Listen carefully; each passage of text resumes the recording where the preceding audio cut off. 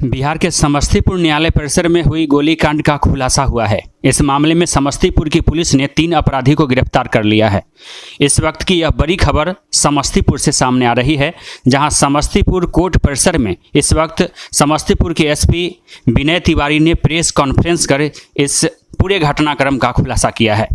Samastipur court परिसर में SP Vinay Tiwari ने प्रेस कॉन्फ्रेंस में बताया है कि 26 अगस्त 2023 को समस्तीपुर के न्यायालय परिसर में बंदी कुख्यात अपराधी प्रभात चौधरी को न्यायालय में हाजिरी देने के दौरान अज्ञात अपराधियों के द्वारा गोली मारकर जख्मी कर दिया गया था, जिसमें एक और बंदी को गोली लगी थी। मामले की गंभीरता को देखते हुए समस्तीपुर के एसपी विनय तिवारी के निर्देश पर सदर अनुमंडल पुलिस पदाधिकारी संजय कुमार पांडे के नेतृत्व में एसआईटी टीम का गठन किया गया था। एसआईटी टीम के द्वारा इस मामले में लगातार कार्रवाई की जा रही थी एवं सूचनाओं का संकलन किया जा रहा था। तकनीकी अनुसंधान के आधार पर कांड के मुख्य साजिशकर्ता मुखिया पति सह राजद प्रखंड अध्यक्ष राम बाबू राय समेत शूटर ओवैस एवं हथियार कारोबारी अमन कुमार उर्फ कारगिल को गिरफ्तार कर लिया गया है। शूटर ओवैस के पास से कांड में प्रयुक्त एक देसी पिस्तौल एवं 2 जिंदा कारतूस भी बरामद किए गए हैं। इसकी पुष्टि पुलिस कप्तान विनय तिवारी ने इस वक्त की है। उन्होंने यह भी बताया है कि अन्य अपराधियों की गिरफ्तारी के लिए लगातार पुलिस छापेमारी की जा रही है। उन्होंने दावा किया है कि जल्द ही इस मामले में अन्य अपराधियों की गिरफ्तारी भी कर ली जाएगी। एसपी ने बताया कि हत्या का डील 60 लाख रुपए में तय हुआ था, जिसमें 2 शूटर झारखंड से बुलाए गए थे। सभी अपराधी को मुसरी घरारी में बस्तु बिहार में रखा गया था। एसपी ने प्रेस कॉन्फ्रेंस के दौरान इस घटना के संदर्भ में और भी डिटेल्स जानकारी दी। अभी तो कुछ स्पष्ट नहीं है। मैंने बताया थाना प्रभारी की तरफ से जो भूमिका परिलक्षित हुई है, जहाँ पे लापरवाही बरती गई है, वो भी हम लोग उसमें कार्रवाई कर। गेट पे जो पुलिसकर्मी थे वो गेट बंद नहीं कर पाए और फिर पुलिस उनका पीछा नहीं कर पाए और अपराधी पैदल ही भाग गए। घटना बहुत बड़ी थी, संवेदनशील थी। कोर्ट कैंपस के अंदर किसी भी तरह की घटना होती है तो हम लोग बहुत अलर्ट रहते हैं। उसके बाद तुरंत डिस्ट्रिक्ट साहब के साथ एक मीटिंग भी हुई थी। हम लोगों ने यहाँ का जो सिक्योरिटी अपरेटस है उसको सुदृढ़ करने का क्या क्या तरीका हो सकता है उस पर विमर्श किया और उसको भी सुदृढ़ किया था। और इस घटना का अनुसंधान एसडीपीओ सदर और डीएसपी हेडक्वार्टर के नेतृत्व में डीआईयू की टीम के साथ उस थाना प्रभारियों की भी टीम बनाई गई थी, जो कि इस घटना का उद्भेदन कर रही थी। इस घटना का उद्भेदन हो गया है। 3 अभियुक्त इसमें गिरफ्तार कर लिए गए हैं। तीनों के साथ एक पिस्टल भी बरामद कर ली गई है। इस घटना में जो पूरा घटनाक्रम हुआ और पूरा जो हम लोग को समझ में आया है, कोर्ट कैंपस में समस्तीपुर जिला में कोर्ट कैंपस के अंदर कुछ दिन पहले एक फायरिंग हुई थी और उस फायरिंग की घटना में मैंने आपको बताया था कि शराब माफिया प्रभात चौधरी, जो कि अपराधी भी रहा है, हत्या के केस में भी जेल गया था, उस पर कुछ 3 अपराधियों के द्वारा गोलीबारी की घटना की गई थी, जिसमें वो बाल बच गया था। घटना के बाद एफआईआर दर्ज की गई थी, एसआईटी बनाई गई थी और इस पूरी घटना को हम लोग समझने का प्रयास कर रहे थे। इस पूरी घटना में 3 शूटर आए थे, क्योंकि घटनाक्रम पर और भागते समय आप लोगों के पास ये वीडियो उपलब्ध था और कोर्ट के अंदर जो हम लोगों ने डिस्ट्रिक्ट साहब से परमिशन ली थी और यहाँ का भी कैमरा देखा, तो इससे स्पष्ट हुआ था कि 3 शूटर इस घटना में आए हुए हैं, जिन्होंने घटना में 3 पिस्टल के साथ 3 शूटर्स ने डायरेक्टली अटैक किया।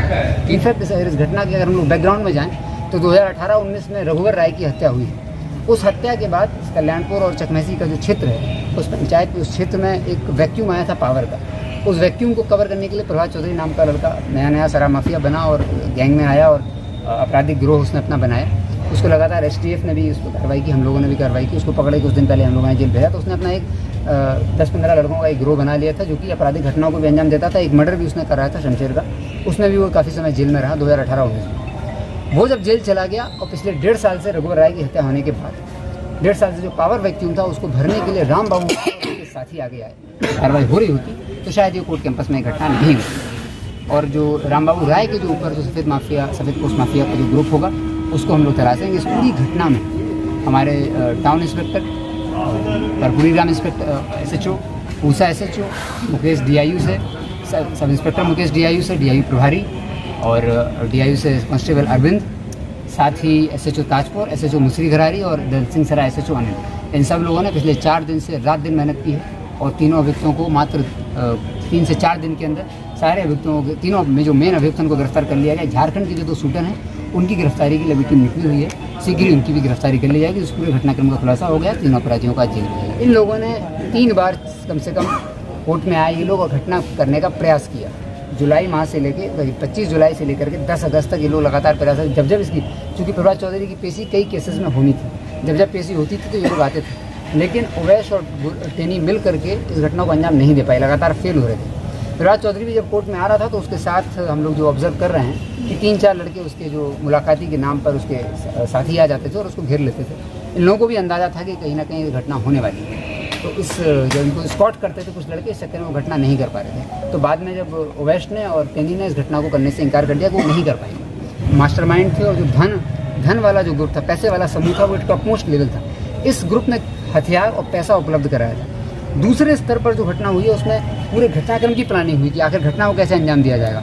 उसमें इस शराब माफिया का एक साथी है गोलू ने अपने बाकी साथी कारगिल, टेनी और विजय ड्राइवर, इन 4 लड़कों के साथ मिल करके इस घटना को प्लान करने का अंजाम बनाया कि कैसे शूटर बुलाएंगे, कहाँ रहेगा, गाड़ियाँ कैसे उपलब्ध होंगी, रेकी कोट की कौन करेगा। और तीसरे लेवल पर 3 शूटर्स हैं जिन्होंने इस घटना को अंजाम दिया और एक रेकी करने वाला लड़का था।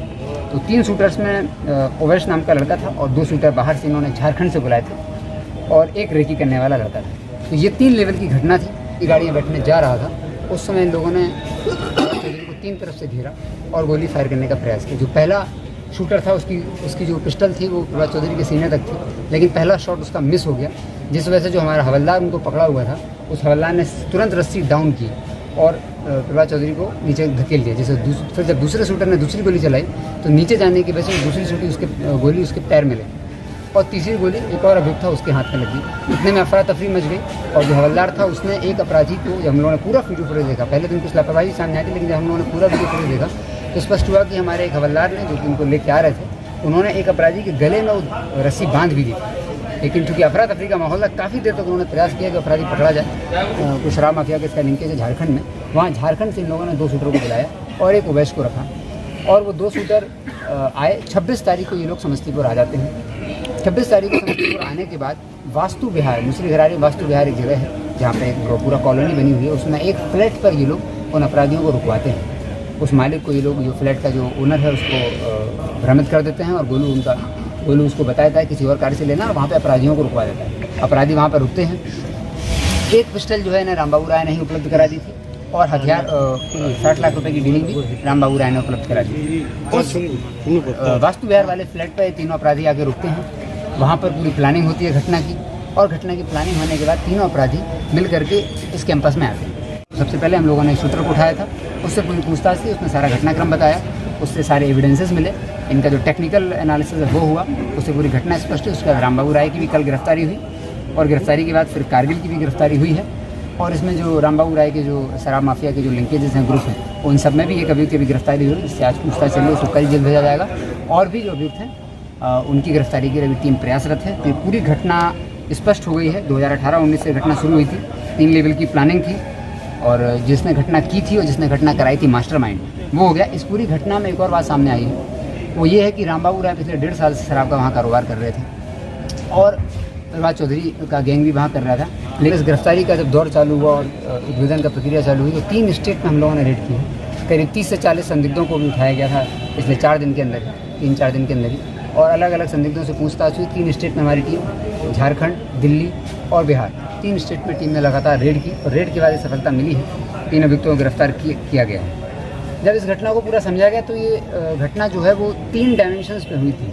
इसका सबसे ऊपर का टॉप मोस्ट डायमेंशन है मास्टरमाइंड का, जिसने इस घटना को पूरा करने का प्लान किया था। उस मास्टरमाइंड गैंग में कल्याणपुर पंचायत का रामबाबू राय मुखिया है। इस व्यक्ति की ये पूरी घटना की प्लानिंग थी और इसके साथी राय बहादुर, नीरज, इसका एक साथी है डब्लू, टिंकू, इन सब लोगों की, ये सब पूरा जो गैंग है ये भी शराब का कारोबार, रामबाबू राय जो है मुखिया और इनके साथी, शराब का एक तगड़ा नेक्सस इनका है जो अब इसका उद्भेदन भी हुआ है। एग्जीक्यूट करने के लिए भी इन्होंने त्रिस्तरीय प्लानिंग कर रखी थी। इस घटना में फिर जो एविडेंसेस हम लोगों ने देखे, साक्ष्य आए हैं। रामबाबू राय घटनास्थल पर आते हैं। गोलू, जिसको जिम्मेदारी दी जाती है, वो एक शूटर के साथ रामबाबू राय के घर पे जाता है। 15 जुलाई को प्रॉपर मीटिंग होती है। इस मीटिंग के साथ हमारे पास मौजूद है। उस मीटिंग में तय हो जाता है, पैसे की डिमांड तय हो जाती है। उसके बाद जो कारगिल नाम का अपराधी है वो इनको अन्य हथियार और 4 व्हीलर स्कॉर्पियो भागने के लिए उपलब्ध कराने की बात करता है। पुराना अपराधी है कारगिल, उसने 4 व्हीलर और हथियार उपलब्ध कराने की बात की तो उसने ये उपलब्ध कराया। बाकी जो इसके साथी थे वो कोर्ट कैंपस को चारों ओर से घिरे हुए थे। फिर इन लोगों ने घटना को अंजाम दिया।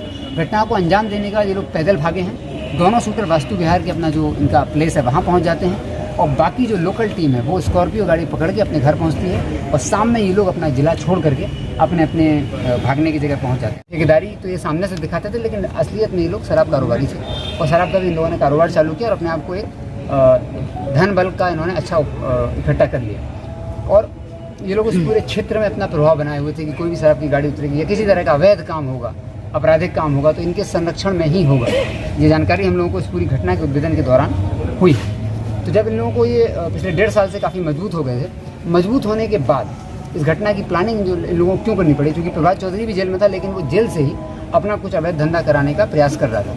तो ये लोग चाह रहे थे कि इस पूरे क्षेत्र में इन्हीं लोगों का कब्जा रहे, रामबाबू राय और इनके साथियों का कब्जा रहे, इसलिए इन्होंने इसको हत्या कराने की योजना बनाई। हत्या कराने की योजना बनाने के लिए इन्होंने 15 जुलाई 2023 को पहली मीटिंग इसकी हुई। रामबाबू राय के कल्याणपुर के इसको जो मेन उसका घर है उसी घर में बैठक हुई। उसमें 2 शूटर शराब कारोबारी साथ में थे जो शराब का काम संभालते थे, वो लोग पहुँचे। करीब 6-7 लोगों की ये मीटिंग थी। उस मीटिंग में तय हुआ कि घटना कराने की सारी जिम्मेदारी रामबाबू ने अपने साथी गोलू, रामबाबू और डब्लू ने मिल करके अपने साथी गोलू को दी। गोलू जो कि रैपुरा का रहने वाला है, उसको जिम्मेदारी दी गई कि वो शूटर्स को बुलाए और इस घटना को अंजाम दे। इस घटना को करने के लिए 60 लाख की डील हुई थी। 60 लाख रुपए गोलू को मिलने थे, जो कि गोलू अपने अन्य शूटर्स में लेता और स्वयं को देता।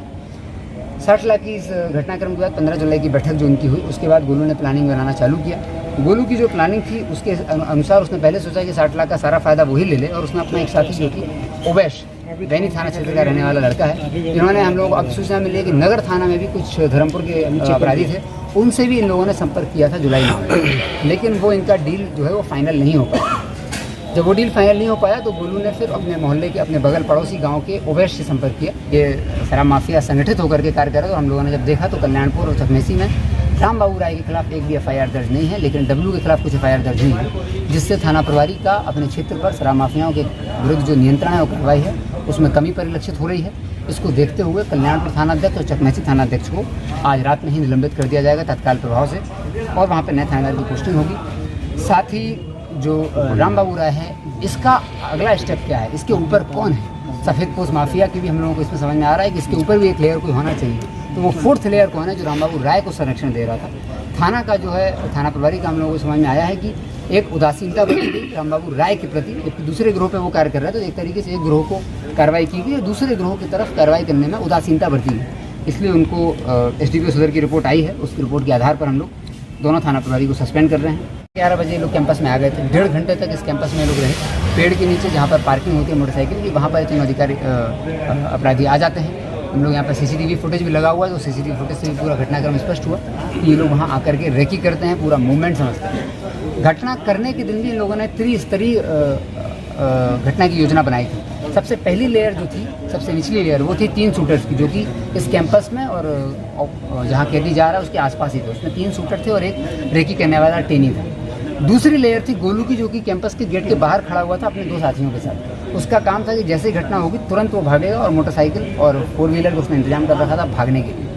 हम लोग भी पहले आश्चर्यचकित थे कि पैदल कैसे भागें, लेकिन बाद में समझ में आया कि रोड पर मोटरसाइकिल और 4 व्हीलर का इंतजाम करने के लिए दूसरी टीम थी, और तीसरी टीम थी मुखिया की। रामबाबू राय मुखिया स्वयं उस दिन घटना के दिन अपने घर से कल्याणपुर से निकलते हैं, यहाँ वो पहुँचता है कोर्ट के पास, और कोर्ट के पास पूरी टीम से करीब 12:30 से 1 के बीच में बाहर बुला करके रोड पर मुलाकात करता है, सबसे ओके करता है, घटना को समझता है और इनको अपना सबसे मिल करके शूटर से और जो इनका गोलू है से मिल करके ये फिर बताता है कि हम निकल जाएंगे मुंगेर की, और अपना जानबूझ के अपने आप को मुंगेर निकल जाता है। इस घटना में जो दूसरा प्लानर जो 30 लाख रामबाबू देता और 30 लाख डब्लू देता, डब्लू ने भी अपने आप को सेव करने के लिए घटना से 10 दिन पहले शराब के एक छोटे से केस में पटना पुलिस के सामने जाके 37C का एक केस कराया, जहाँ शराब पीने के क्रम में वो पकड़ा गया, जिसको फाइन देके वो छूट सकता था, लेकिन उसने जानबूझ के फाइन नहीं दिया ताकि वो जेल में चला जाए और इस बात का सबूत बना पाए कि वो घटना के दिन तो जेल में थे। जब डीलिंग हो गई थी और वो डब्लू जेल में चला गया और रामबाबू राय यहाँ पर 12 बजे अपने अपराधियों से मुलाकात करने के बाद मुंगेर चला गया और रात में अपने घर वापस लौटा। और रामबाबू राय के जो शराब के अन्य साथी थे वो इस कोर्ट कैंपस का तीसरा घेरा बनाए हुए। एसपी ने बताया कि इस पूरे घटनाक्रम का खुलासा कर लिया गया है। जो भी संलिप्त अपराधी हैं उसको अविलंब गिरफ्तार कर लिया जाएगा।